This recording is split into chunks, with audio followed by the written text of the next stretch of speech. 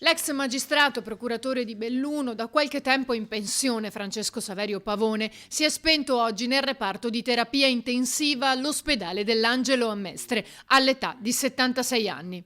Era affetto da gravi patologie polmonari ed era risultato positivo al coronavirus, che ha aggravato le sue condizioni senza lasciargli scampo. Dopo 15 giorni di rianimazione non ce l'ha fatta.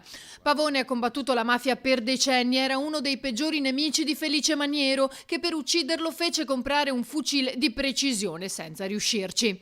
È stato lui a sconfiggere la Malla del Brenta con molti ostacoli, come raccontava qualche anno fa ai nostri microfoni. Un'epopea della procura veneziana, perché con il primo processo inizialmente e con il successivo dopo la fuga di Padova, con la collaborazione anche dei colleghi Foiadelli e Dalla Costa, abbiamo sostanzialmente smantellato tutta la banda della Riviera del Brenta capeggiata da Maniero. Si tratta sostanzialmente di circa 500 persone che furono arrestate e condannate, soprattutto per rapine e traffici di armi. La sua battaglia contro la mafia in Veneto lo portò a collaborare anche con il magistrato Giovanni Falcone, tanto che il giorno della strage di Capaci i due si sarebbero dovuti vedere per discutere di un'estradizione. Lo scorso 17 febbraio partecipò all'inaugurazione del centro di documentazione antimafia a Dolo. Di origine pugliese, Pavone era nato a Taranto nel 1944.